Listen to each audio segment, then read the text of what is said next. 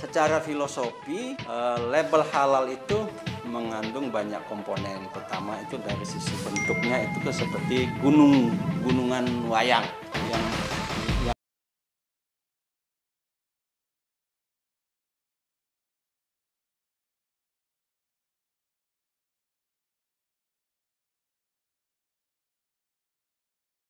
yang halus jelas.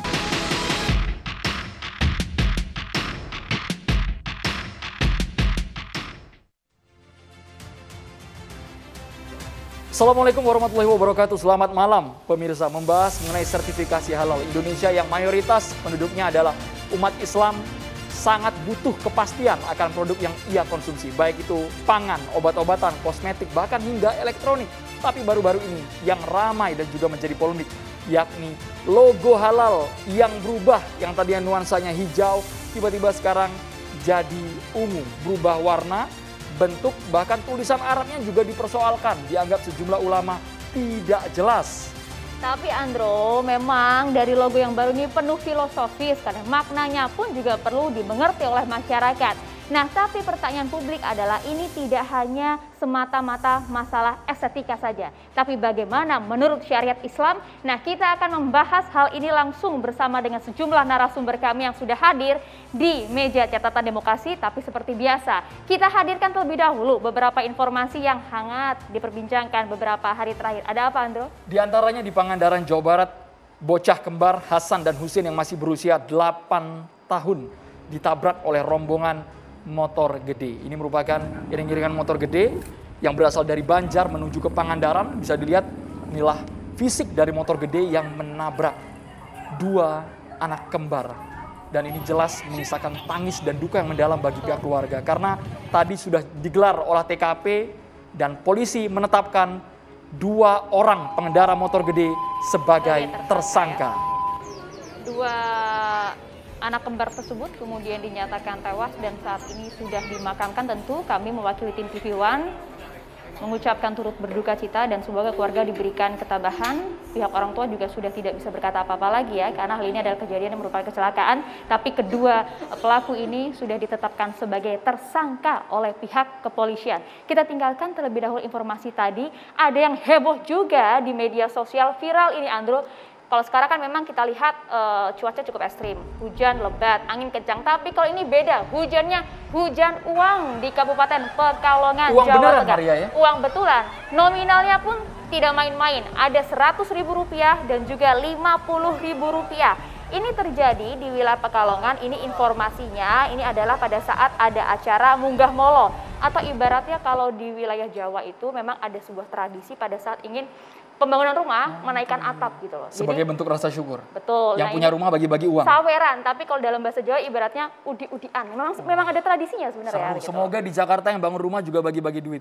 Pasti kami semua berkumpul di sana. Yang 50 ribuan, 100 ribuan semuanya bisa diambil ya. Berbagi kan, berbagi rezeki. Intinya berbagi itu sendiri lah ya. Ini yang lagi viral juga, lagi ramai diperbincangkan. Bahkan netizen juga mempertanyakan mengenai Kementerian Agama yang kabarnya melarang penggunaan megafon atau toa untuk tarawih dan tadarus sebentar lagi padahal bulan suci Ramadan. Apakah benar ada pernyataan seperti ini? Ini adalah edaran dari Kementerian Agama soal tarawih tak boleh gunakan pengeras suara atau toa yang mengarah keluar ya. Kalau kemarin sudah sempat ramai soal azan yang memang harus diatur volumenya, dan sekarang menjelang tarawih dan juga tadarus ini jadi perbincangan hangat karena kita tahu biasanya setiap bulan suci Ramadan nuansa yang begitu kental ketika sholat tarawih, kemudian ada ceramah di sana, banyak sekali kegiatan keagamaan yang diselenggarakan di masjid yang bersuara, karena memang pada saat bulan Ramadan itu kan yang dirindukan adalah lantunan-lantunan ayat suci hampir sepanjang hari begitu ya, terlebih pada saat sholat tarawih. Jadi ini yang kemudian dipertanyakan, tapi tentu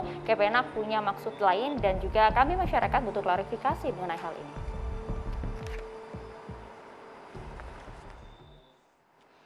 Ya, kita beralih ke wilayah Jawa Tengah, pemirsa. Ini kalau kita lihat kemarin ada seorang tersangka teroris, seorang dokter, Dr. Sunardi yang kemudian ditembak mati oleh Densus 88.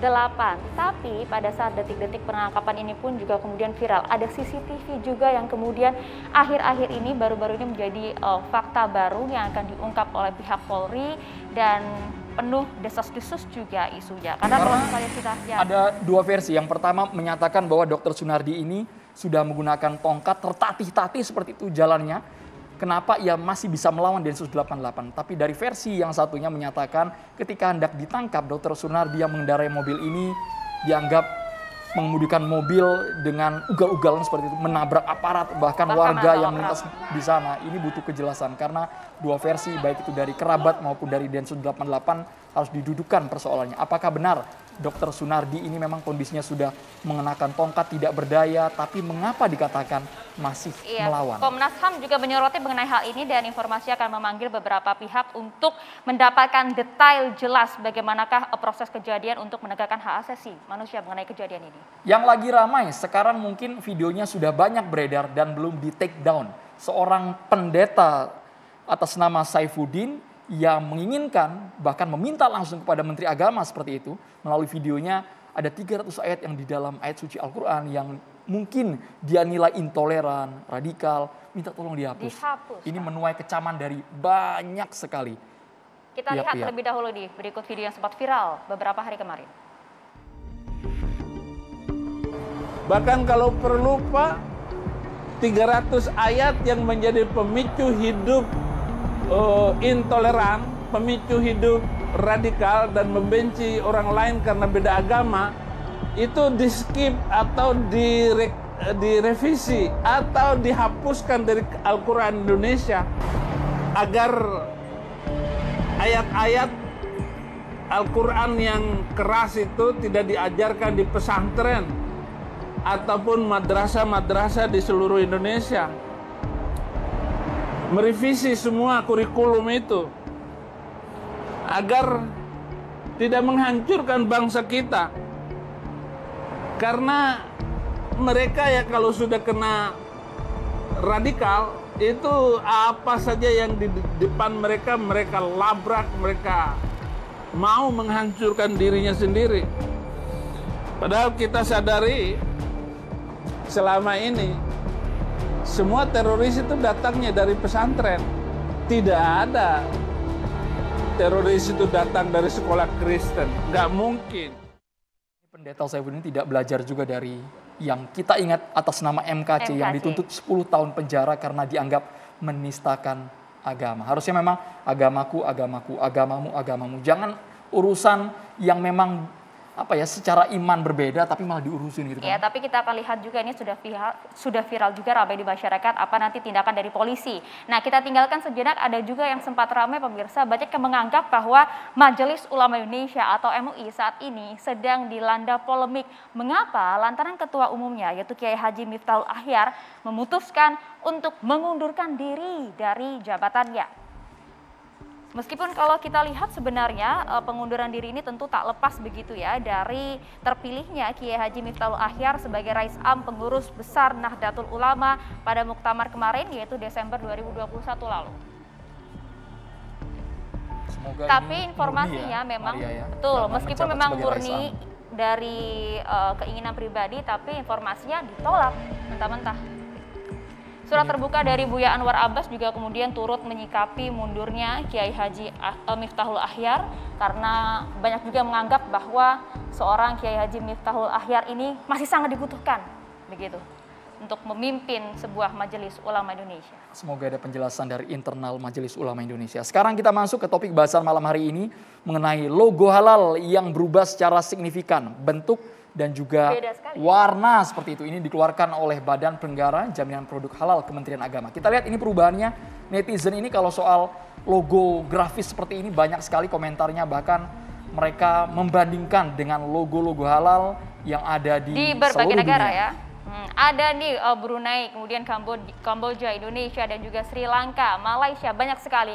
Namun yang disoroti oleh netizen kita, begitu masyarakat, ada dari banyaknya kemudian logo halal di sejumlah negara ini, paling tidak ada di situ tercantum jelas tulisan halal berbahasa Arab yang mudah dibaca. Seperti misalnya pada logo halal yang sudah ada di Indonesia sejak 32 tahun lalu. Bahkan ada yang kreatif juga, warganet kita yang membuat semacam meme seperti itu. Ini logo halal dengan berbagai versi di daerah. Ada yang versi Minangkabau, Jembatan Ampera, kemudian versi Tugu di Depok ini juga ada.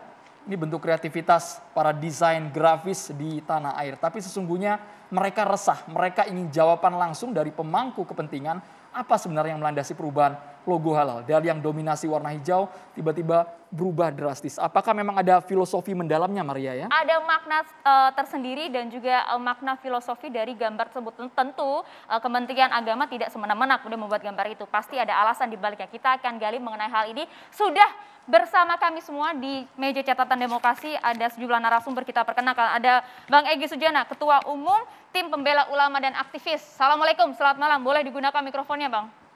Waalaikumsalam warahmatullahi wabarakatuh. Ada juga ini Pak Amir Syah Tambunan, Sekjen dari MUI. Assalamualaikum, selamat malam. Waalaikumsalam warahmatullahi wabarakatuh. Assalamualaikum, kami juga menghadirkan Ketua Badan Penyelenggara Jaminan Produk Halal Kementerian Agama Republik Indonesia, Bapak Muhammad Akil Irham. Assalamualaikum Pak Akil. Waalaikumsalam warahmatullahi wabarakatuh. Salam sehat untuk Salam kita sehat. semua. Sehat Pak Akil. Dan juga politisi PKB, Mas Lukman Edi. Assalamualaikum Mas Lukman Edi. Waalaikumsalam warahmatullahi wabarakatuh. Baik, kami nanti juga akan menghadirkan budayawan Mbah Sujiwo Tejo yang akan bergabung melalui Zoom nanti di segmen pertengahan. Tapi sebelumnya kita mau nanya langsung ini ke Majelis Ulama Indonesia yang menilai kemarin sempat tersebar juga di media sosial bahwa perubahan logo ini tidak menampung aspirasi banyak pihak dan mengejutkan MUI sendiri. Pak Amir Syah. Ya. Baik, terima kasih. Assalamualaikum warahmatullahi wabarakatuh. Para pemirsa yang dimuliakan dirahmati Allah. Saya ingin menyampaikan dua hal ya. Pertama, soal logo ini bukan sekedar simbol. Saya ingin ulangi, bukan sekedar simbol. Tetapi ada substansi yang dikandung makna dari simbol tersebut. Mengapa? Karena seperti kita ketahui bahwa negara mempunyai simbol seperti Garuda, termasuk kehormatan negara yaitu dengan bendera merah putih. Karena itu kembali kepada soal halal, substansi halal itu dalam perspektif Konstitusi pasal 29 ayat 1 itu dikandung makna bahwa diberikan kemerdekaan dan kebebasan untuk meyakini agama termasuk soal halal haram. Nah, ini diturunkan dalam Undang-Undang Nomor 33 Tahun 2014. Diturunkan lagi di dalam Peraturan Pemerintah Nomor 39 2011. Ada dua pasal yang sangat-sangat jelas, tegas di situ, yaitu ada di pasal 169, ada di pasal 144 ya. Di dalam dua pasal itu jelas tegaskan bahwa penggunaan simbol itu digunakan dalam masa transisi 5 tahun. Berarti Februari 2026 simbol yang digunakan Majelis Ulama selama ini nanti bisa kita lihat tampilannya ya, yaitu diberikan waktu 5 tahun ke depan sampai Februari 2026. Tapi kalau lebih cepat kan bukannya lebih baik begitu?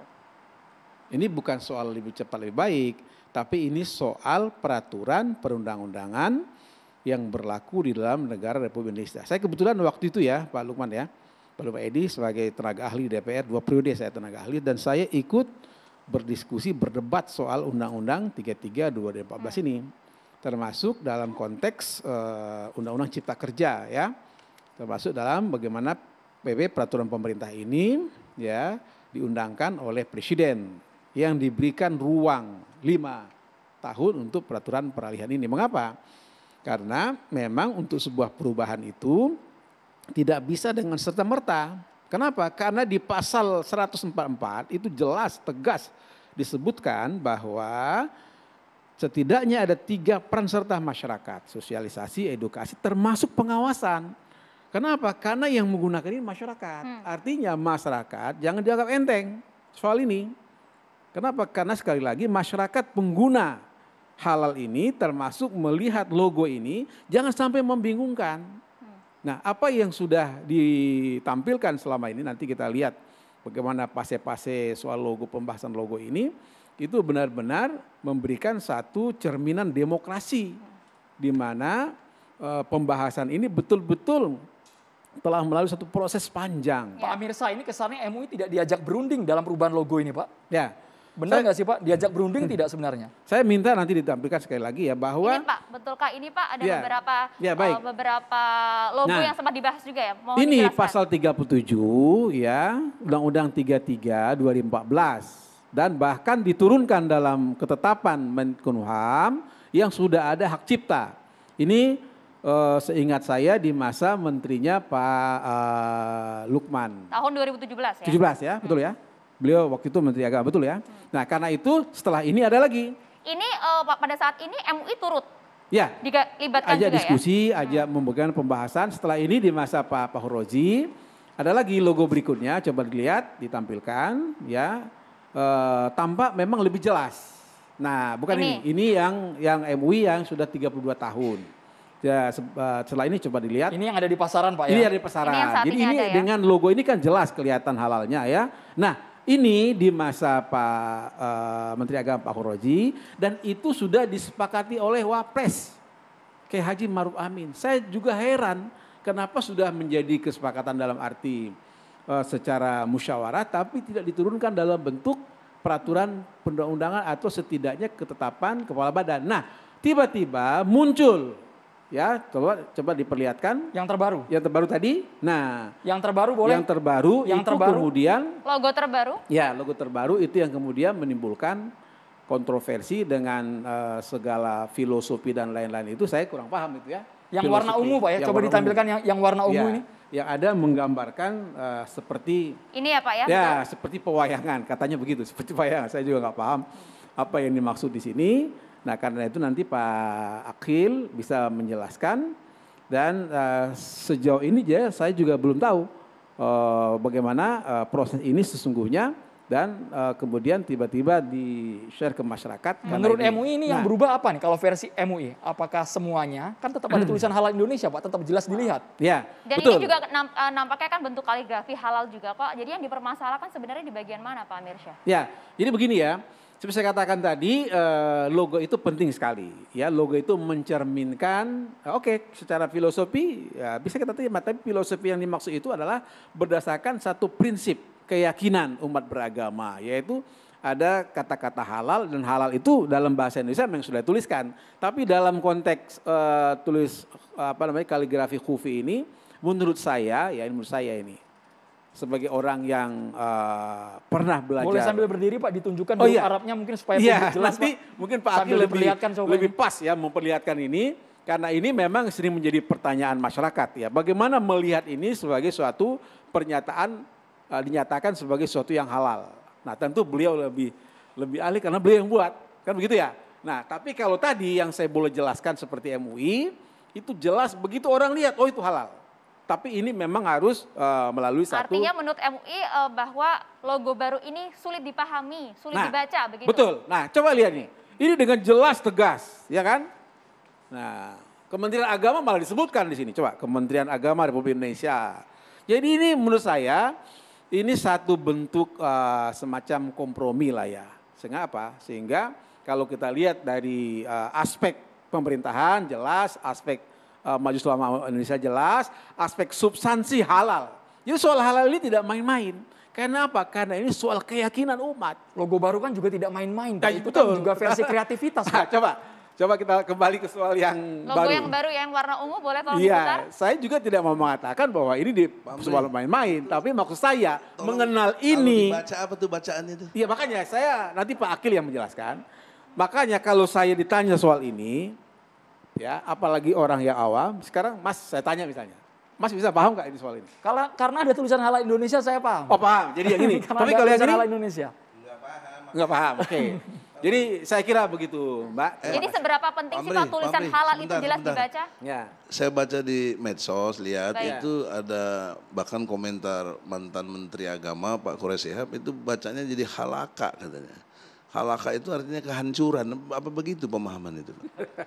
Apakah bisa diartikan berbeda begitu maksudnya Pak? Itu saya kira kita tanya sama mantan menteri tadi itu. Apa Ini yang dia yang maksud? konsumsi Ada 100 juga juta orang yang loh. ahli kaligrafi saya Iya. baca namanya Dari Sulaiman. Hudori Bagus. Sudah Ya. bagus. Ya, Hudori Bagus bilang ini kan ada kaedah-kaedahnya. Ya. Nah, nggak boleh sembarangan begini-gini karena belakangnya nggak dibaca lam, jadinya ra, dia ada halaka gitu loh. Ya ini Itu yang disebut dengan bagaimana hak kufi tadi penjabarannya itu itu? ya. Ya oleh karena itu kita tanya nanti Pak Akil. Jangan, saya nanya antum. Oke. Antum Enggak, jawabannya. yang buat ini Pak. Enggak, sebagai Nanti pandangan lain, MUI nanti. bagaimana Pak? Hah? Kalau MUI Ya, atau sebagai Pak saya Amir Syah seperti saya pribadi? katakan tadi, secara proses peraturan perundang-undangan ada proses panjang. Nah, saya kalau ditanya soal ini, saya pribadi keberatan. Sebagai warga negara yang baik, tentu keberatan itu dalam Alasan alam keberatan, demokrasi. Pak, lebih spesifik dalam alasan alam demokrasi keberatan. itu, ya dalam alam demokrasi kan boleh itu berbeda Iya, pendapat kan. alasannya apa itu Pak? Ya karena apa? Karena ketika melihat logo ini dengan logo yang sebelumnya, 2 sebelumnya, malah 3 ya, itu lebih paham saya. Apalagi orang awam. Ini kan orang lebih paham nih, coba lihat itu. Ya kan, apalagi ada Kementerian Agama Republik Indonesia. Itu kan bagus. Tapi ada yang beranggapan Pak, logo baru ini kan lebih simpel gitu. Ya, ya maka itu saya katakan tanya Pak Akil. Pak Saya Akil kira. boleh sambil berdiri Pak, kita baca Silakan, Pak Pak Akil. tulisan Bagaimana logo yang sebenarnya baru Pak yang Akil? halal Monggo, tadi Pak. silakan, Pak Akil. Sambil diperlihatkan boleh Pak, sambil berdiri jika berkenan. Dijelaskan Pak. Kita Supaya butuh jelas Pak. pencerahan Pak Akil. Akil sambil berdiri Pak, sambil ditunjukkan hurufnya Duduk Pak. dulu menjelaskannya, duduk dulu baru berdiri ya enggak. Saya ingin menjelaskan bahwa label halal itu dari 3 perspektif ya. Baik. Pertama secara formatif, Oke. kedua substantif, ketiga secara pragmatisnya ya. Itu penggunaan label halal itu, ini lupa saya buka ini nih. Ya, Silakan boleh, Pak, sambil silakan. supaya jelas Pak. Ya secara formatif ya dari formatnya bentuknya memang kelihatan seperti yang sudah menjadi viral itu adalah bentuk gunungan wayang ya. Tapi saya akan menyampaikan juga versi lain bahwa ini adalah juga bentuk kubah masjid. Ya coba lihat kubah masjid di Timur Tengah, di Arab Saudi atau masjid-masjid Nusantara ya. Itu sangat jelas menunjukkan kubah masjid ya. Ini adalah bentuk Boleh, Pak, kubah masjid. lebih dekat, Pak. Bukan Bagian mananya, hanya Pak? bukan Wakil. hanya wayang Mungkin ya. boleh sambil ditunjuk gitu. Pak, sebenarnya yang bagian mana sih Pak Yang kubahnya? kubah Atau mungkin masjidnya, yang Pak, selama ya? ini Boleh, Pak? masyarakat kira Merapat ke sini, sebagai Pak, boleh, wayang Pak? itu yang bagian mana Pak? Ini supaya pemirsa tidak berspekulasi liar Pak. Ini, Pak. Ya ini kan pertama dari sisi bentuk ya. Ini adalah bentuk gunungan wayang dan bentuk kubah masjid ya. Jadi memang betul nampak seperti gunungan wayang ya Pak Karena ya? ini menjadi ornamen utama di dalam penulisan yang bermotif lurik ya.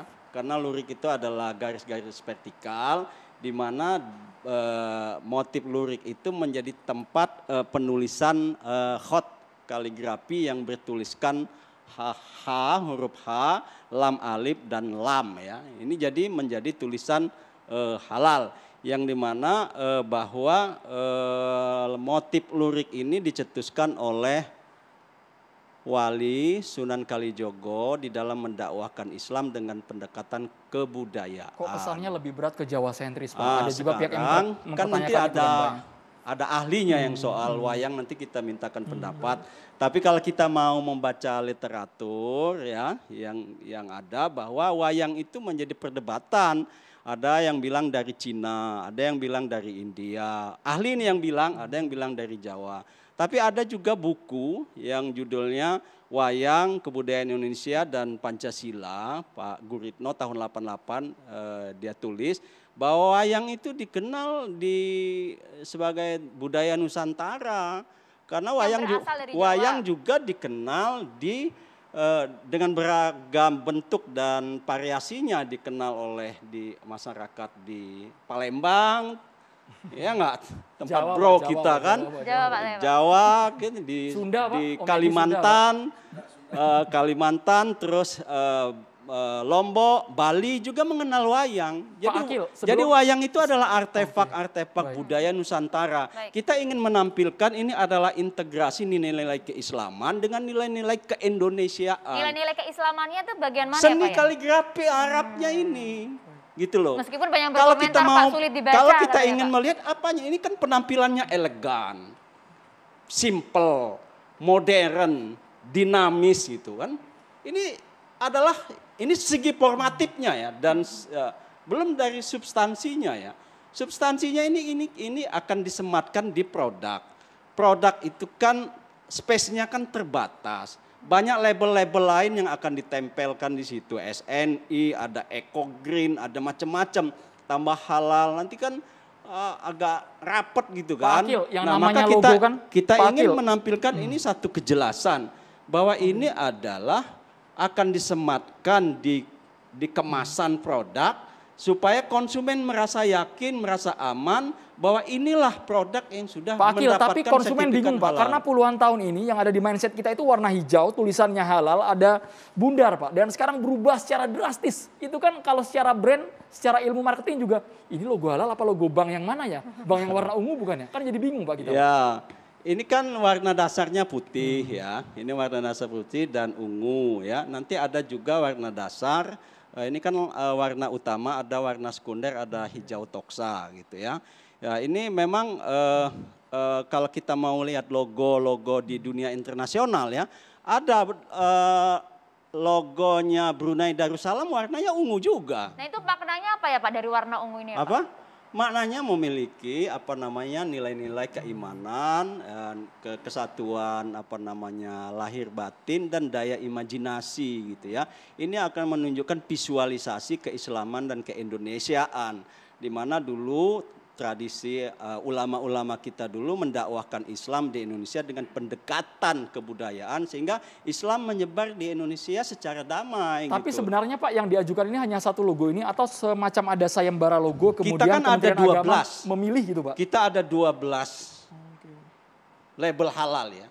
Hasil diskusi internal kita dan konsultasi dengan berbagai pihak. Bersama MUI juga kah Pak? Tadi Pak Sekjen sudah bilang sudah pernah komunikasi sebelumnya. Hingga... Coba kalau kita tunjukkan label halal yang punya BPJPH yang sebelumnya, coba yang sudah ada hakinya. Itu kalau saya mendapatkan informasi dari teman-teman bahwa itu juga logonya dipersoalkan juga gitu.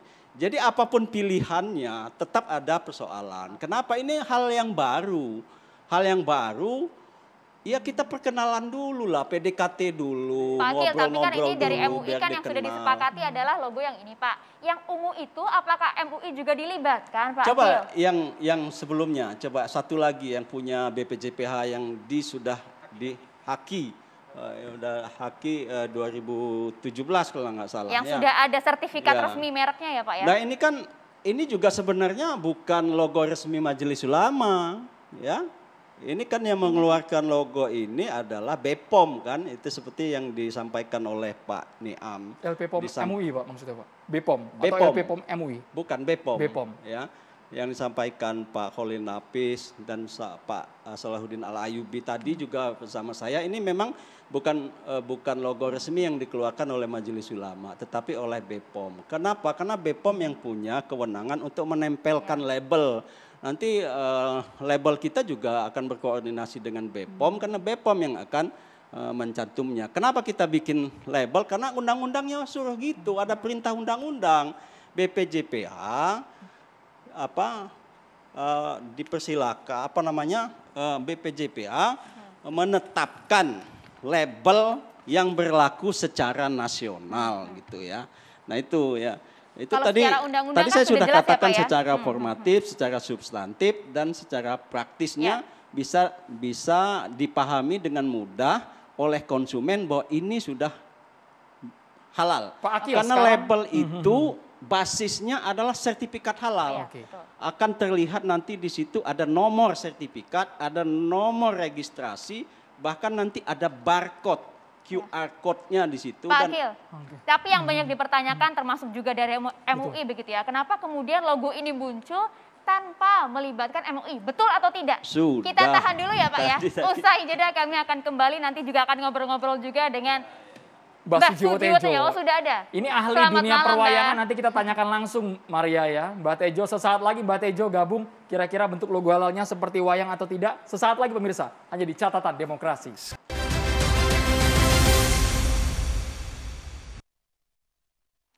Ya, sebelum kita lanjutkan ke Pak Akil, kita nyapa dulu Mbak Tejo yang sudah terhubung melalui sambungan Zoom. Assalamualaikum, selamat malam Mbak Tejo. Selamat malam Marisa, selamat malam Andromeda. Maria Mbak Tejo loh, udah lama nggak ketemu lupa. Lupa ya namanya Maria. Maria. Iya Mbak Tejo, sudah sempat lihatkah label baru halal ini Mbak Tejo yang berwarna ungu? Oh, nggak sempat karena saya lagi kemah di ibu kota Nusantara ini. Jadi. Tapi kan tadi sudah kita tayangkan, kalau boleh sekarang juga ditayangkan juga oleh tim kami.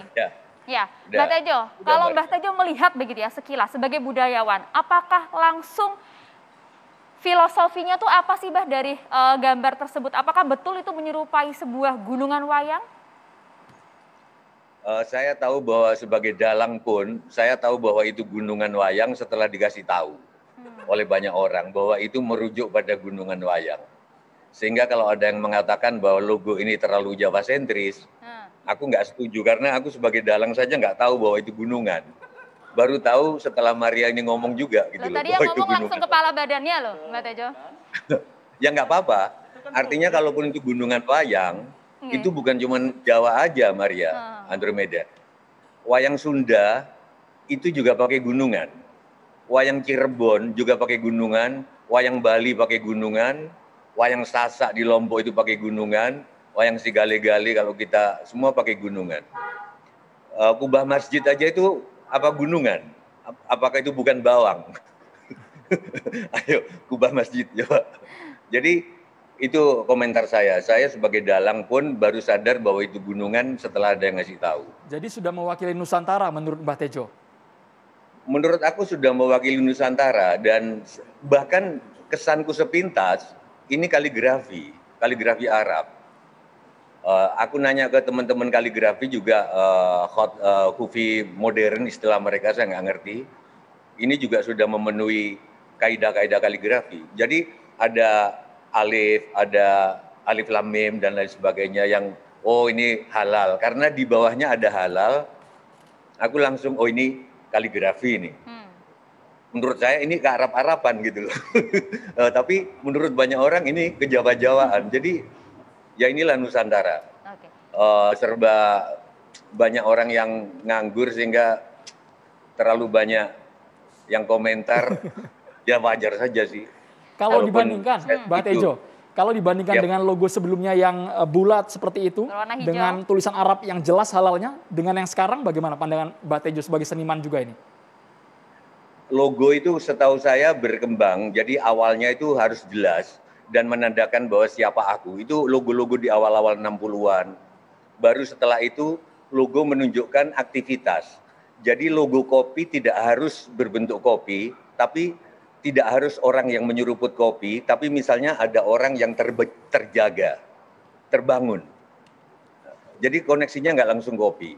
Logo jenis ketiga adalah tidak menunjukkan siapa kami, tapi siapa konsumen kami. Logo yang sekarang ini, menurut teman-teman yang ahli logo, adalah diperlukan untuk sejauh mana kalian mengerti kami, para konsumen.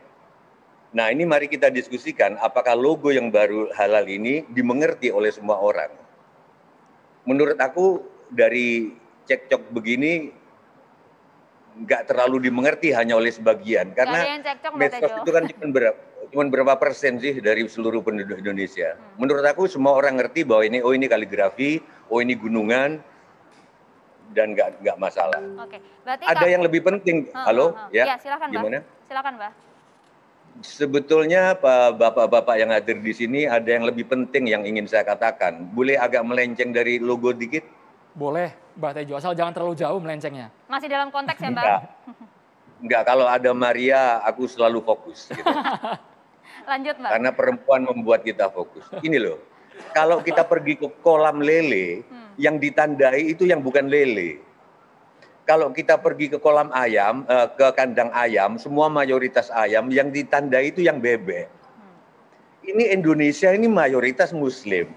Kenapa harus ada logo halal? Kenapa nggak logo haram? Oke.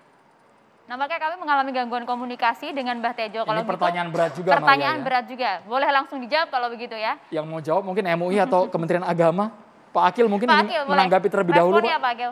Ya, saya terus terang bergembira sekali saya mendapatkan informasi dari Mbah Tejo ya, bahwa itu memang kalau memang mau dikatakan itu gunungan wayang, tapi kita juga ingin mengatakan bahwa itu adalah bentuk kubah masjid ya.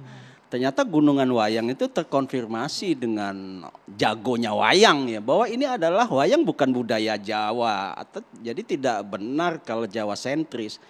Karena kita juga menganggap bahwa bentuk gunungan ini adalah artefak-artefak budaya Nusantara. Apalagi kalau kita mau sebut semacam wayang, kan wayang sudah menjadi warisan dunia yang diakui oleh UNESCO kan gitu. Tapi itu sekali lagi itu soal bentuk ya. Tapi yang kita paling penting itu adalah secara substantif. Secara substantifnya sangat jelas bahwa itu adalah label halal. Halal itu bahasa apa sih? Ditulis Indonesia halal, memang ada bahasa Indonesia halal. Itu kan bahasa kata serapan dari bahasa Arab. Di Italia itu logonya nggak ada tulisan Arab, tulisannya halal. Dia bukan bahasa Indonesia dia tulis halal itu, bukan bahasa Italia juga itu. Okay. Itu kan bahasa Arab yang sudah diserap oleh Indonesia. Semua orang tahu bahwa ini halal Indonesia. Mengapa lagi di atasnya udah diterjemahkan pakai bahasa Arab. Ini halal gitu kan. Itu sih yang lebih substantif sebenarnya. Itu yang perlu kita kurang jelas apa. Lalu secara praktisnya bagaimana ditempelkan di sini gitu, di kemasan. Ya, supaya orang-orang pada kenal, oh ini jelas, mudah dilihat, mudah terbaca, warnanya ini kok beda gitu. Ini sehingga orang oh ini nih. Tapi kan yang sebelumnya tidak bermasalah juga, jelas juga gitu Pak dipandang. Misalnya ditempel di minyak goreng nih Pak, kan kelihatan logo halal gitu Pak. Di benak masyarakat. Lah 33 tahun, udah puluhan tahun. Dibandingin ini baru beberapa hari. Kan kita butuh sosialisasi, butuh internalisasi supaya menjadi terbenam di benaknya dan di kognitif masyarakat Indonesia ya, Pak, ya? Secara bertahap. Dan alhamdulillah ini kan sudah sosialisasi dan komunikasi publik yang udah luar biasa viralnya kan. Kita berterima kasih sekali dengan Mbak Aya, Mas Andro, Bang Edi Egi udah datang ke sini kan, Pak Sekjen kan kita berterima kasih ikut, jangan kaget Bang, ikut mensosialisasikan logo halal kita kan gitu. Dari secara legalitasnya sisi mana bagaimana? yang mau ditanyakan? Secara legalitasnya bagaimana kalau hukum, kalau kita lihat kan memang pasal 37 Undang-Undang 33 tahun 2014 kan memang sudah jelas ya wewenang dari BPJPH ini menetapkan label halal. Tapi kalau Bang Egy secara hukum melihatnya bagaimana? Perspektif hukum itu satu exactly gitu loh, rigid, kaku, nggak bisa banyak tafsir. Nah, menurut hukum, saya melihat dan data-data yang ada pada saya ini sudah label halal yang bentuknya seperti ini. Yang seperti apa itu? Boleh ini ditunjukkan ya Bang? Kalau yang besarnya ini yang seperti ini. Ini yang telah dilabelkan halal ini oleh Kementerian Hukum dan Hak Asasi Manusia ini. Dan ditetapkan lewat keputusan oleh Dirjen Intelektual, ya, Kekayaan Intelektual 2017. Ya. Kemudian berakhirnya 24 November 2027. Jadi secara ilmu hukum yang legal berlaku harusnya ini yang terdaftar. Nah kenapa cek Sunda mah ujuk-ujuk iya muncul gitu loh. Nah, ini namanya penyelundupan hukum ini. Ya ini terjadi dalam perspektif hukum pidana, ini bisa dipidana ini. Pasalnya 421. Serius, Bang? Pasal 421 boleh bacakan coba. Saya tidak bermaksud mendramatisir, karena ini perbuatan dari pejabat dalam konteks ini pegawai negeri, ya, yang berkait dengan kebijakannya. Dia memerintahkan sesuatu, apa sesuatu itu? Ini ganti, ya, dan kemudian membiarkannya juga yang lainnya itu nggak penting, yang udah ada di sini nggak dianggap, ini nggak dianggap, udah ada sertifikasi. Ini jelas di sini disebut dilindungi. Ini Bang, hubungannya sama pasal 421 coba kita tampilkan. Ya tampilkan lah. Seperti pegawai apa negeri yang dengan sewenang-wenang memakai kekuasaannya memaksa orang untuk membuat, tidak membuat atau membiarkan barang sesuatu apa dihukum gitu ya Bang, secara pidana. Nah ini kan brother saudaraku Gusti Agil kan. Itu pegawai negeri dia nih. Menteri juga ex officio aja dia, walaupun dari mana, tapi kementerian itu kategorinya kan PNS. Telah memerintahkan sesuatu yang sudah masih berlaku. Gitu loh, brother. Jadi kalau mau taat hukum, ya betul-betul, kok nggak boleh mengintervensi ini, nggak boleh. Saya sebagai tim pembela ulama, saya belain dia nih ulama nih. Aku bisa gugat kau, bahkan lapor polisi kalau pidana. Di Kementerian Agama kan juga banyak ulama Bang Egy di dalamnya. Iya, tapi dia melanggar hukum. Ini melanggar hukum. Ini sudah dilindungi oleh kekayaan intelektual, hak cipta. Landasan hukumnya 421 tadi ya? Kalau dipakai orang lain logo itu yang baru melanggar hukum. Enggak Kalau dong. dia kan boleh aja berubah-ubah. Ini nggak dipakai, logonya. malah dibuang, diganti yang ini. Kenapa Iya. yang ini? Ini mana dasar hukumnya? Kalau pidana itu kan kalau dipakai oleh orang lain karena sudah ini tercatat dasar miliknya hukumnya dia. mana, brother? Mana dasar hukum ini? Ya, tinggal daftarkan aja. Udah, ya nggak benar orang Iya. daftarin ini masih berlaku. Daftarkan perubahan logo. Ditolak, pasti ditolak. Bagaimana logikanya? Coba aja daftarkan dulu ditolak. lagi Bahkan kira-kira. coba ilmu hukum tuh pakai logika. Dia dilindungi sampai tahun 2027. Mungkin kita berikan kesempatan Tiba-tiba untuk muncul menjawab ya, Bang ini. Egy ya. Terus secara substansi juga apa coba? Kalau tadi saya dengar kaitannya dengan pernyataan ini sebagai satu bentuk legal atau bentuk menyatakan ini halal. Yang ini emang bukan menyatakan bentuk halal ini. Kan jelas, ngapain dirubah-rubah coba? Inovasi Bang, kreativitas tadi. Elegan Bukan. tadi, lebih Pembaruan. Saya tidak paranoid, tetapi saya melihat dari Kementerian Agama ini bikin banyak masalah terus gitu loh masalahnya. Ya. Membuat umat ini jadi PR-nya nggak ngurusin begini jadi ngurusin logo gitu loh. Maksudnya masalah apa ini secara konkret Bang Egy Sujana? Dijabarkan secara konkret sesaat lagi Bang Egy, kita harus jeda dulu hanya di Tahan Catatan dulu ya, Bang. Demokrasi pemirsa.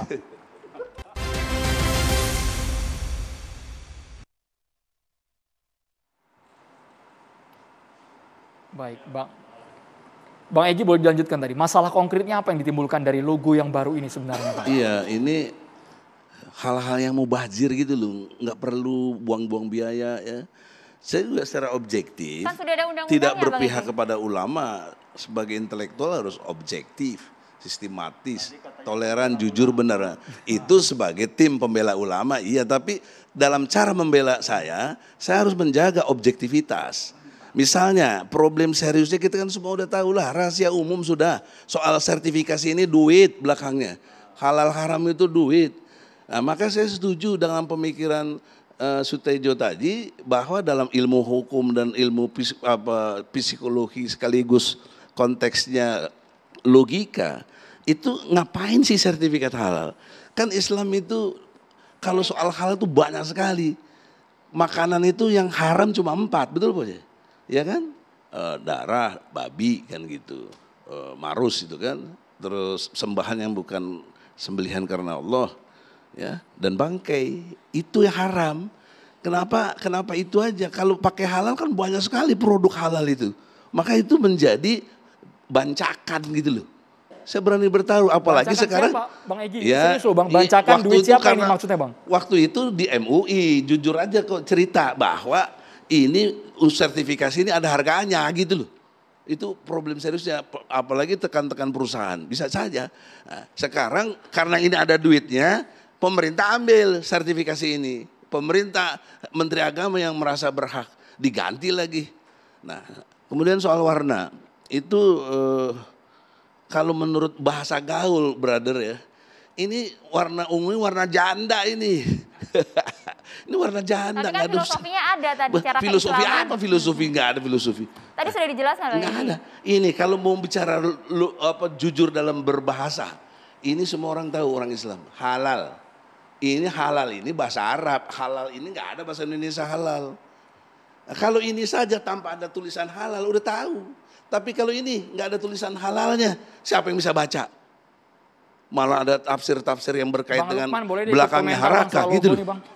Menghancurkan, kehancuran. Nah, apakah Menteri Agama mau menghancurkan ajaran Islam begitu? Ya. Bisa Jadi juga bagaimana, dipertanyakan begitu. Ya, pertama saya komentari soal kenapa label label halal bukan label haram. Ini kebetulan saya ikut terlibat dulu dalam diskusi-diskusi ketika penyusunan undang-undangnya. Ya. Jadi ada juga fraksi yang pada saat itu mengusulkan untuk diganti dengan label haram, bukan label halal. Nah, pertimbangannya pada saat itu Oh iya, ada fraksi yang mengusulkan, nggak perlu saya sebutkan lah itu ya. Fraksi mana yang mengusulkan kasih label haram, jangan label halal gitu. Nah, jadi pertimbangan seperti ini. Ini soal tanggung jawab, ya, soal tanggung jawab. Ketika ada produk atau makanan itu diberikan label haram, bagaimana produk yang tidak ada label? Siapa yang menjamin kehalalannya? Ya, oleh sebab itu diputuskanlah bahwa yang dicantumkan itu label halal, sehingga orang yang mengeluarkan label halal itu bertanggung jawab kepada Tuhan bahwa memang ini benar-benar halal. Nah, gitu pertimbangannya, ya. Itu termasuk menjawab Mbah Tejo tadi. Mbah Tejo ya. Nah, terus bisa dibantah nggak? Ya, jangan dibantah dulu, Bang. Ya, nanti aja Bang bantahnya. Kita namanya itu pilihan waktu itu kan ya. Ada fraksi yang mengusulkan label halal, ada fraksi yang mengusulkan label haram, kemudian dipilih dengan pertimbangan ini. Seperti itu tadi. Saya itu juga bingung ini, kenapa kok logo ini dipermasalahkan ya. Itu sama dengan Bang Egy nih. Kok kenapa enggak substansi dari BPJPH ini yang kita persoalkan, kita perkuat ya. Kita perkuat nih kebijakan beliau ini supaya benar-benar ini memberikan rasa nyaman di tengah umat, ya, memberikan rasa nyaman tengah umat, termasuk memberikan harga murah kepada produk-produk makanan ini tidak mahal-mahal gitu. Yang dulu mahal artinya. Ya, ini satu hal ya. Ini termasuk nanti catatan saya bahwa BPJPH ini harus bertanggung jawab kepada UMKM yang tidak mampu bayar ya sertifikat halal itu. Itu tanggung jawab mereka untuk mungkin carikan bantuan dananya, mungkin gratis atau apa. Nah, itu termasuk masukan-masukan yang kita sampaikan kepada BPJPH. Tapi kok ributnya malah ini soal logo, ya. Bukan substansi kewenangan yang diatur dalam undang-undang. Ya, Undang-Undang nomor 33 tahun 2014. Pertanyaan saya, ini juga undang-undang ini. Ada satu yang diambil, sertifikasi diambil Kementerian Agama. Nah, itu nanti karena ada duitnya. Ya, jadi undang-undang itu memang sebenarnya tidak menghilangkan fungsi MUI ya, Pak Sekjen ya. MUI tetap berperan karena fatwa halalnya ya di MUI. Ya, satu-satunya lembaga yang diberikan kewenangan oleh Undang-Undang nomor 33 2014 itu memberikan fatwa itu baru halal atau tidak, itu MUI. Tapi baru kemudian disertifikatkan di sini. Ya. Disertifikatkan di sini. Nah, kalau kata Bang Egy tadi soal bancakan, soal uang, ini mengandung uang, ini sumber uang sertifikat halal ini. Nah, supaya tidak ada kecurigaan seperti itu, kita minta presentasi dan penjelasan dari Pak Akil ini, kira-kira nanti sertifikat halal ini berapa biayanya? Ya, berapa biaya auditornya, berapa biayanya, berapa biaya labnya, sehingga kemudian masyarakat juga itu menjadi jelas bahwa dengan kebijakan baru, menambah birokrasi baru dengan adanya BPJPH ini tidak menambah biaya dari pengurusan produk sertifikasi produk halal. Nanti jelasin Pak Agil lah ya. Tapi begini, oke lah kita ikutin aja lah, ini maunya publik berbicara soal logo ini ya. Kalau menurut saya soal ini bentuknya bentuk gunungan, bentuknya itu wayang, itu bukan perdebatan filosofis. Dalam konteks ini bukan filosofis, ya, karena itu adalah arsiteknya. Itu soal arsiteknya, mau bentuk wayang, mau bentuk gunungan, mau bentuk daun, mau bentuk kubah masjid, itu arsiteknya. Filosofisnya itu menurut saya adalah sudah benar bahwa ini ada filosofis keilahian, karena kan segitiga nih di atasnya. Itu menunjukkan bahwa secara filosofis ini mengandung makna keilahian, menuju ke satu keesaan, yaitu Allah Subhanahu wa Ta'ala. Kalau soal kubah masjid di Rusia, kubah itu juga dipakai oleh gereja kok.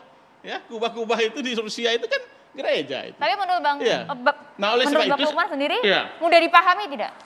Nah, ini soal mudah dipahami.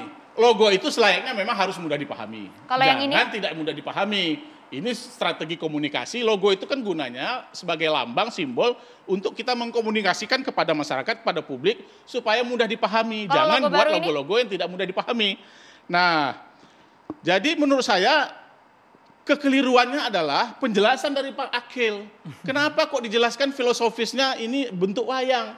Itu nggak penting itu. Ya, Begini loh. Kan tadi diralat, Iya. Pertanyaan Tadi publik. diralat, Itu Bang. nggak Jawab penting. pertanyaan publik Iya Bang, kan gitu. filosofisnya itu ini menuju ke ilahian ya. Ini makanya segitiga di atasnya, nggak bulat misalnya begitu ya. Jadi ini menurut saya kekeliruan ketika menjelaskan. Jadi mohon direvisi aja Pak penjelasannya. Bang Lukman, Oke, supaya kalau kita tidak berkutat soal logo Ya. saja, ini menarik juga soal tadi statement dari Bang Egy, ini bancakan uang. Kita ingin tahu sebenarnya wewenangnya seperti apa. Karena ada publik menilai ketika Kementerian Agama, BPJPH ini mengeluarkan sertifikat halal, menghilangkan wewenang dari MUI Ya, untuk kita perlu juga mengedarkan suara dari label BPJPH halal dan ini. juga dari MUI. Tapi kita tahan dulu. Usai jeda, kami akan kembali untuk Anda. Ya, memang mengenai logo halal baru ini tidak hanya masyarakat saja, tapi para ulama juga turut berkomentar. Salah satunya yaitu ada Ustadz Adi Hidayat yang juga mempertanyakan tidak hanya sebenarnya masalah bentuknya saja, tapi secara syariat menurut dia ada yang keliru di sini. Kita dengarkan terlebih dahulu pernyataannya. Ustadz Adi Hidayat juga komentar Pak Akil, tanggapannya Pak sekaligus menyambung tadi pertanyaan dari Bang Egy soal bancaan, soal ada uang di sana. Butuh ada klarifikasi. tarik ulur uang antara MUI dan Kementerian Agama supaya jelas ini Pak. Ya, Undang-Undang 33 2014 dan PP 39 tahun 2021 itu memang ada transformasi otoritas dari Majelis Ulama Indonesia ke BPJPH. Itu udah jelas. Namun di dalam proses sertifikasinya itu melibatkan 3 aktor utama, BPJPH, LPH, dan Majelis Ulama Indonesia. Nah, BPJPH memiliki kewenangan wilayah administratif. Lalu LPH, lembaga pemeriksa halal, di situ ada auditor halal, itu adalah wilayah saintifik. Lalu ketiga, Majelis Ulama memiliki kewenangan wilayah agama. Gitu. Ini ada 3 siklus dalam proses sertifikasi halal. Beda dengan yang sebelumnya, kalau Majelis Ulama sebelum ini memiliki otoritas tunggal di dalam sertifikasi halal. Nah saat ini 3 aktor ini, nah LPH itu sekarang yang diketahui oleh banyak publik, pertama adalah LPPOM MUI, punya MUI sendiri. Lalu ada Surveyor Indonesia, ada juga Sukopindo. Dan ada 9 lagi LPH yang sudah kita tetapkan dari kalangan ormas, perguruan tinggi, pemerintah daerah, gitu yang sudah kita tetapkan sebagai LPH baru dan akan kita dorong tumbuh lagi banyak LPH di seluruh Indonesia. Harganya berapa? Karena jumlah pelaku usaha itu kan tersebar di seluruh Indonesia sebanyak 64 sampai 65 juta. Bagaimana melayaninya kalau tidak banyakin LPH-nya? Supaya kalau semakin dekat dengan pelaku usaha maka dan semakin banyak LPH-nya maka harganya menjadi kompetitif, antar LPH bisa bersaing harga, bisa bersaing kualitas, bisa bersaing pelayanan dan dekat dengan pelaku usaha di setiap daerah sehingga membuat harganya menjadi murah. Kalau sekarang ini misalnya pelaku usahanya di Lampung, daftarnya ke LPH Jakarta, lalu Komisi Fatwa Majelis Ulamanya di Jakarta, kan transportasi dan akomodasinya mahal. Makanya kalau misalnya pelaku usahanya di Lampung, nanti yang sidang Komisi Fatwanya Majelis Ulama di Lampung. Lalu LPH-nya juga yang ada di Lampung. Jadi ada desentralisasi urusan, ya baik urusan fatwa maupun urusan auditor halal yang dilakukan oleh LPH. Tapi MUI nah, itu juga diajak berunding meskipun sekarang MUI itu kan masih memiliki kewenangan saja. yang penuh di dalam wilayah agama. Kita tidak mencampuri urusan agama dalam hal ini. Kan sudah ada kewenangan yang jelas, tidak ada overlapping di dalamnya, tidak boleh kita saling campur urusan. Penentuan administratif ada yang berbeda, Pak Akil? MUI dan Kementerian Agama yang sekarang kita ini? Sertifikat kita keluar itu berdasarkan ketetapan halal yang dikeluarkan oleh Komisi Fatwa Majelis Ulama. Tidak ada satupun sertifikat keluar tanpa ada fatwa Komisi Fatwa Majelis Ulama. Bagaimana kemudian menjawab banyaknya tudingan masyarakat soal tadi itu? Jangan-jangan ini memang ada tarik-menarik urusan uang ini antara MUI dan juga Kementerian Agama? Lah uangnya udah dibagi, kalau 3 aktor kan uangnya bagi-bagi Bang. Ya gak? Maksudnya kan pasti ada duitnya. Laisa fulus wa mampus. Lah iya, kan kita kan BPJPH ini sebagai badan layanan umum. biaya sertifikasi halal itu sudah ada tarifnya. Tarifnya itu dikeluarkan oleh PMK 57 ya, Peraturan Menteri Keuangan. Yang ini yang lama sekali belum keluar, tapi alhamdulillah tahun 2021 waktu itu keluar. Itu yang menjadi dasar kita untuk melakukan pelayanan sertifikasi halal untuk pelaku usaha dengan berbagai kategorisasi golongan yang kita turunkan di dalam keputusan BPJPH. Ada golongan 1, golongan 2, golongan 3, ada golongan 4. Ini ada pelaku usaha mikro, kecil, menengah, besar dengan tarif yang berbeda-beda sesuai dengan klasifikasi. Tapi MUI perlu komentar, apakah merasa wewenangnya sudah dipangkas Pak, diperkecil Pak, yang tadinya setunggal sekarang hanya agama saja, tidak administratif? Ya, jadi berbicara soal halal ini, saya ingin ingatkan dan ajak publik ya semua pihak, ini persoalan syar'i yang harus kita selesaikan bersama-sama. Sebagaimana pesan Ustadz Ali Hidayat tadi, saya merujuk ke satu ayat di surah Al-Baqarah 168 ya. Ya ayyuhan nas qulu mimma fil ard halalan thayyiba wa la tattabi'u khutuwatis syaiton innahu lakum adu mubin. Hai manusia, makan oleh kamu yang halal dan baik. Bahkan ada kata thayyib di situ. Berkualitas makanan itu. Supaya apa? Supaya melahirkan fisik yang sehat, lahir batin, kuat fisik mental. Karena makan itu menentukan. Penting sekali. Jadi ada aspek kualitas, ada aspek syar'i. Kalau halal harus diimbangi dengan yang thayyib, berkualitas dia. Sehingga melahirkan kehidupan manusia yang sehat lahir batin. Kalau kita sehat, kita kuat. Coba kalau kita sedang COVID, bangsa ini bukan main menghadapinya, kan begitu ya. Nah oleh karena itu makanan ini penting sekali. Nah oleh karena itu seperti pertanyaannya yang disebutkan tadi, bagaimana kita melihat persoalan ini selain dalam substansi secara syar'i, juga dalam dunia saintifik termasuk kesehatan. Ya. Sehingga dua ini merupakan satu kesatuan yang tidak bisa dipisahkan. Nah, kewenangan MUI ada di hulu sebenarnya. Kemenang ada di hilir. Ada yang berubah nggak sih dengan sekarang? Justru sebenarnya dengan ada Undang-Undang 33 2014 ini, PP 39 tahun 2021 ini memperkuat peran masing-masing. Kenapa? Karena soal halal ini sudah mandatory. Sebelum ada undang-undang itu masih voluntary. Artinya bahwa dengan kewajiban harus disertifikasi seluruh, di hilir itu Kementerian Agama yang menetapkan dalam bentuk sertifikasi, dibuktikan dalam sertifikat, disahkan oleh negara, tapi MUI dalam hal ini LPH, Lembaga Pemeriksa Halal yang telah terakreditasi, laboratorium telah terstandarisasi, orang-orang scientific judgment-nya sudah teruji dengan baik, ya melalui pelatihan lembaga sertifikasi profesi. Jadi nggak benar itu ya kalau banyak yang ngomong wah ini dipangkas wewenang MUI digembosi begitu. Ya, bagi saya tidak seperti itu jalan pemikirannya. Baik. Kenapa? Karena peran ini dibagi bersama-sama. Untuk apa? Untuk kita memperkuat ya persoalan halal ini adalah persoalan bersama. Jelas di situ clear ya. Ya. Bang Egy. Ya, perlu diperjelas juga kaitan dengan mundurnya ketua MUI itu apa Pak? Hubungannya? Nggak ada hubungan. Nggak ada hubungan ini? Nggak ada hubungan. Dan tapi pastinya dia mundur apa enggak? Ya, kita sudah rapat tadi di publik. Sudah kita rapat di Dewan Pimpinan tadi bahwa ketua umum seorang kiai yang tawadu dibutuhkan oleh umat, mempersatukan umat. Beliau ya tidak kita terima pengunduran diri. Jadi nggak jadi? Tidak jadi.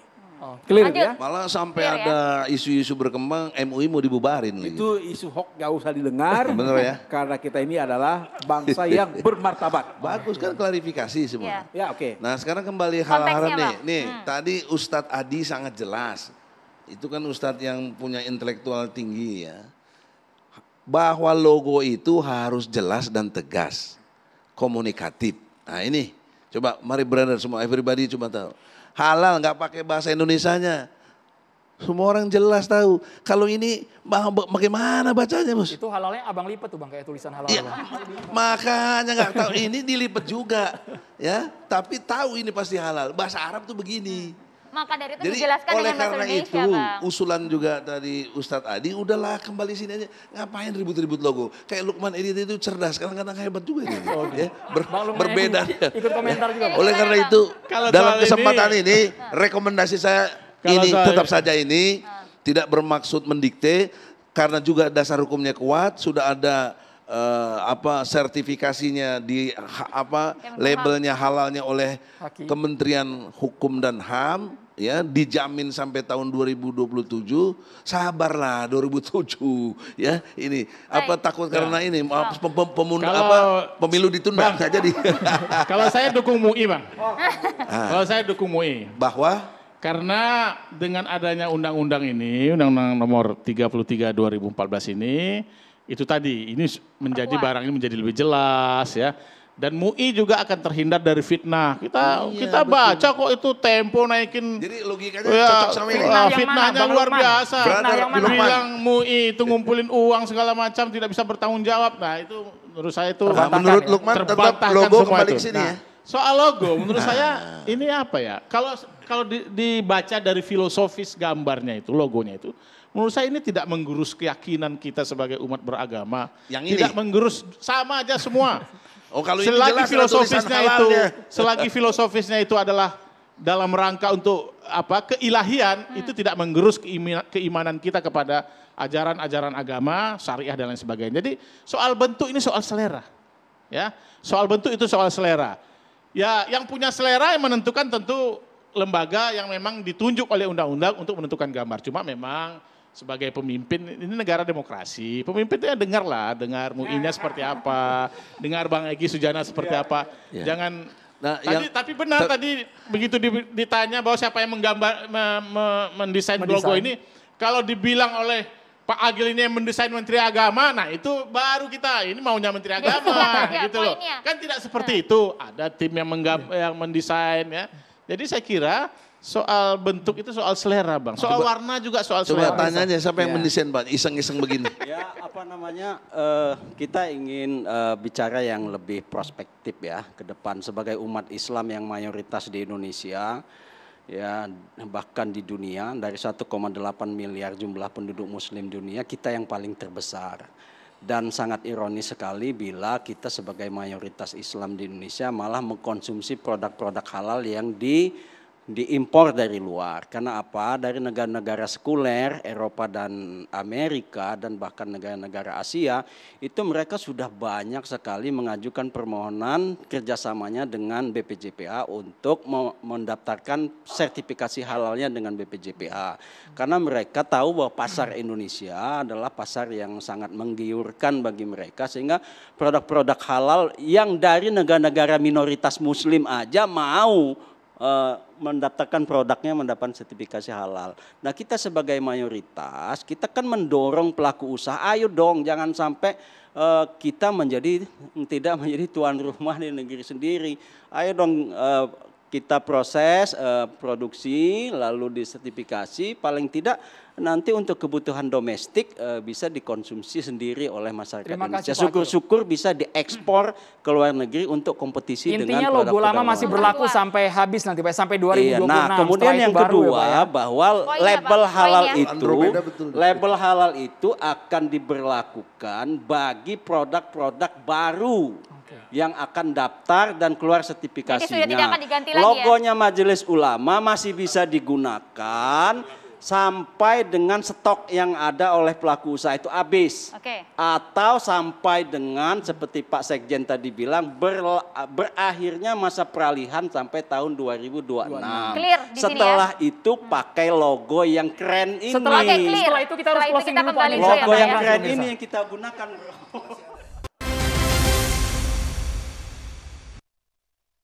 Saat ini kita sudah di penghujung acara, sudah ada Habib Nabil Al-Musawa. Assalamualaikum Habib, kami persilahkan Habib Nabil. Waalaikumsalam warahmatullahi wabarakatuh. Saya izin para kiai semua yang hadir, para tokoh. Assalamualaikum warahmatullahi wabarakatuh. Alhamdulillah, salatu wassalam ala sayyidina Rasulillah wa ala alihi wa sahbihi wa mawalah amma ba'd. Yang saya hormati para kiai yang hadir, ya, dan juga para pemirsa dimanapun berada yang menyaksikan. Ada satu ayat di dalam Al-Quran, yaitu di surah Ali Imran, ayat ke-103, kata Allah Subhanahu wa taala, wa'tasimu bihablillahi jami'an wa la tafarraqu. Ya. Wadhkuru ni'matallahi 'alaikum idh kuntum a'da'an fa'allafa baina qulubikum fa asbahtum bi ni'matihi ikhwana.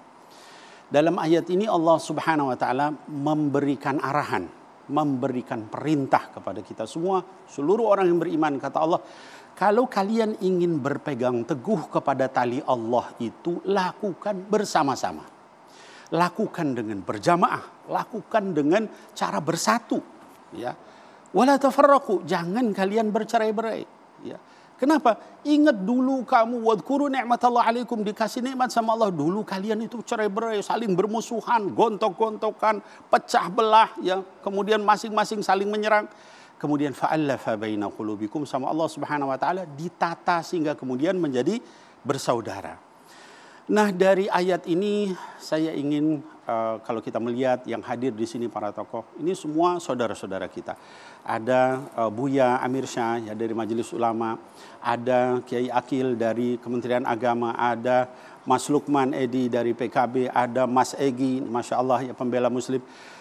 Kalau misalnya kita lihat sebenarnya tidak ada alasan untuk kemudian terus terjadi hal yang tidak bersatu ya kaum muslimin ini. Aneh gitu ya. Nah, misalnya salah satu contoh di dalam hadis juga baginda Rasul SAW menyebutkan alaikum bil jamaah ya. Wa iyyakum bil furqah ya wal furqah ya. Jadi hendaknya kalian semua itu bersatu, berjamaah ya, dan takutlah kalian terhadap perpecahan. Hadirin wal hadirat, Al-Imam Syafi'i rahimahullah taala anhu di dalam kitabnya Ar-Risalah ya, beliau menyampaikan bahwa hendaknya setiap muslim itu mengikuti jamaahnya para ulama. Ya.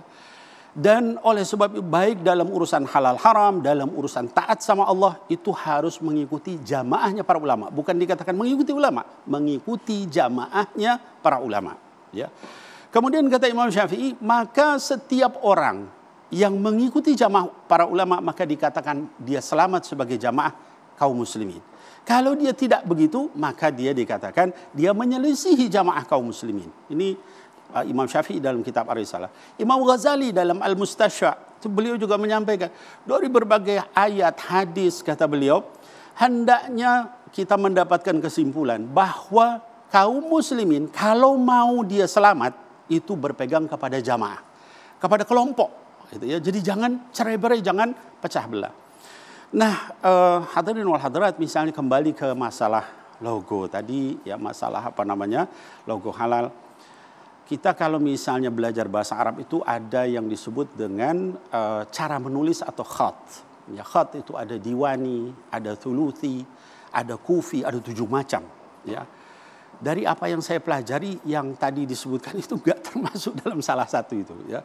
Kalau kita baca dari kufi itu terbacanya bahkan haram. Ya. Bahkan pakar tafsir ya Profesor Quraisy Shihab menyatakan itu halaka. Ya, jadi artinya rusak gitu ya, binasa gitu ya. Nah, jadi artinya kalau secara bahasa, secara pakar tafsir saja itu masih mukhtalaf, beda pendapat.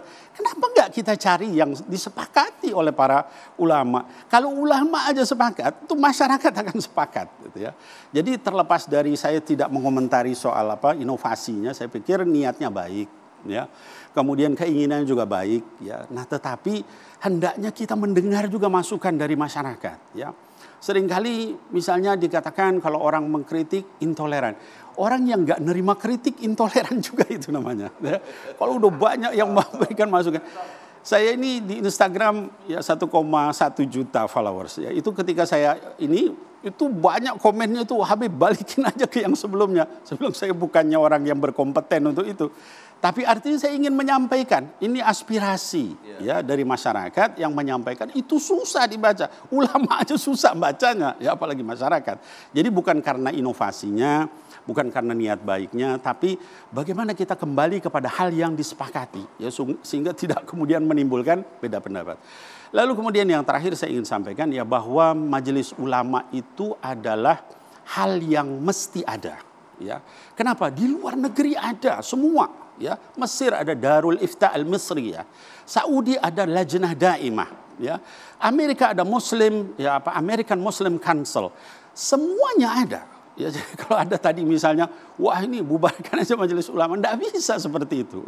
Oh, tanggung sudah ada NU, ada Muhammadiyah. Itu beda, itu satu madhab, satu manhaj. Kalau di majelis ulama tuh gabungannya, kita perlu tahu majelis ulama tuh gabungan semua ormas Islam, ya. Sehingga apa? Dia merepresentasikan 4 mazhab. Ya, beda, nggak bisa digantikan dengan NU, dengan Muhammadiyah, dengan Persis, dengan Rabithah Alawiyah, dengan Al-Irsyad atau yang lain-lain, nggak bisa. Ya, nah jadi kembali kepada apa yang ingin saya sampaikan tadi, yuk kita bersatu. Ya, cara bersatu bagaimana?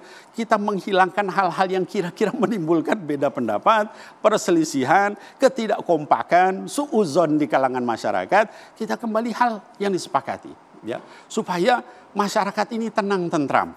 Ya, saya yakin semua niatnya baik.